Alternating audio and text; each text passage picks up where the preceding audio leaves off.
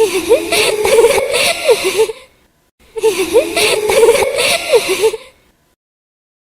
हैं कि कुछ ऐसी कहानियाँ होती है जो असल जिंदगी में एग्जिस्ट करती है। कुछ ऐसी किस्से, कुछ ऐसी शक्ति जो हमारे आसपास ही रहती है।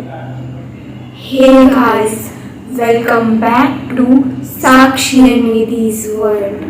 तो आज हम आपको कुछ ऐसी डरावनी कहानियाँ सुनाने वाले हैं। तो शुरू करते हैं। इससे शुरू करते हैं। मेरी कहानी एक रिया नाम की लड़की की है जो अभी कुछ ही दिन पहले एक न्यू फ्लैट में शिफ्ट हुई है। फ्लैट नया है लेकिन बहुत सस्ता था। उसके ऑनर की एक शर्त थी कि छत पे जाना मना था। ऐसे ही एक दिन बरसात का मौसम था। छत से पानी टपक रहा। रिया ने पानी कहाँ से टपक रहा है ये देखने के लिए छत पे जाने का डिसाइड किया और वो छत पे जाने लगी। फिर टक टक टक टक वो चलती गई और फिर आखिरी सीढ़ी पे रिया का हाथ किसी ने पकड़ लिया और उसके कान में कहा, आगे मत चल, आगे खतरा है। कौन है?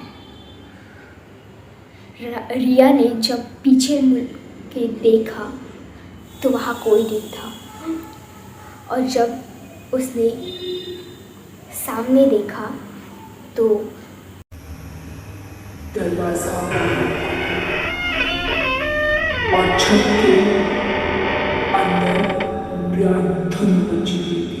उसके अंदर एक परछाई दिखी जिसका सर नहीं था लेकिन लाल आंखें दिख रही थी। रिया ये सब देख के बहुत डर गई और वहाँ से भाग गई। दूसरे दिन वहाँ के गार्ड ने उसे बताया कि ऐसे ही बरसात के मौसम में एक लड़की छत पे आत्महत्या कर दी थी। और जब उस गार्ड ने पूछा कि तुम कैसे बच गई, कि आप ऐसा क्यों कह रहे हो, तब उस गार्ड ने बताया कि आज तक जो भी उस छत पे अंदर गया है वो कभी वापस नहीं आया। और यही थी मेरी कहानी। तेरी बारी। तो मेरी कहानी है भारत के सबसे डरावने किले की, जिसका नाम है भानगढ़। भानगढ़ एक ऐसा डरावना किला है कि जहाँ पर कोई भी सूर्यास्त के बाद नहीं जाता है और सरकार ने भी वहाँ पे सूर्यास्त के बाद जाने को मना किया है। लेकिन दिल्ली से आए हुए कुछ ऐसे लड़के थे जिन लोगों को ऐसा लगता था कि ये गांव वालों ने अंधविश्वास फैला के रखा है और यहाँ पे हम लोग जा सकते हैं करके। तो वो लोगों ने सोचा कि एक रात, मतलब आज की रात हम लोग यहीं पे रुकते हैं और देखते हैं कुछ होता है या नहीं। इसीलिए 1919 में वो लोग उस रात वहाँ पर रुके रहे मतलब। और फिर वो लोग गए किले के पास। खाने पीने का सब कुछ सामान था।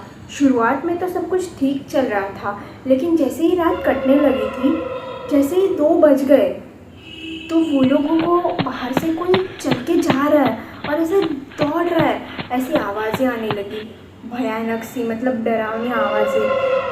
तो फिर उनमें से कुछ लोगों को लगा कि अरे ये तो मतलब नॉर्मल है, पर कुछ लोगों को लगा कि हम लोग चारों ही है यहाँ पे, तो ऐसे कौन ही कर सकता है मतलब। तो उसमें से 2 फ्रेंड्स बाहर निकल के देखने चले गए कि कौन है। तो बाहर निकल के देखा तो कोई नहीं था वहाँ पे, ऐसे मतलब कोई नहीं था। फिर वो लोग ने देखा एक कमरे में, वो लोगों को ऐसा लग रहा था कि ठंडी हवा आ रही है जैसे। तो वो लोगों ने देखा कि खिड़कियाँ, दरवाजा सब कुछ बंद है, फिर भी हवा आ रही है ठंडी। फिर अचानक से वो लोगों को कुछ अचानक सा अलग ही लगा और फिर वो लोग वहाँ पे ही बेहोश हो गए। और दूसरे दोस्त उन्हें बुलाने के लिए चले गए तो देखते हैं तो वो बेहोश हो गए, इसीलिए सब डर गए और वो लोग को उठा के वो भाग रहे। तभी जैसे ही वो गेट पे पहुँचे, वो लोगों को गेट बंद हो गया और वो लोग को दिख रहा है कि पीछे से कोई दौड़ के आ रहा है। लिटरली भाई वो लोग वहाँ पे ही बेहोश हो गए।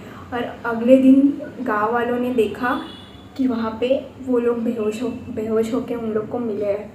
तो फिर आगे वो लोग अभी कभी भी नहीं सोचेंगे कि वहाँ पे हम जाए करके। ये थी मेरी कहानी। तो कैसी लगी आपको ये वीडियो और कैसी लगी हमारी ये डरावनी कहानियाँ? और अगर वीडियो अच्छी लगी हो तो वीडियो को लाइक कर देना और शेयर और सब्सक्राइब कर देना और हमें बताना कि ऐसी और भी डरावनी कहानियाँ आपको पसंद है या नहीं। Okay bye.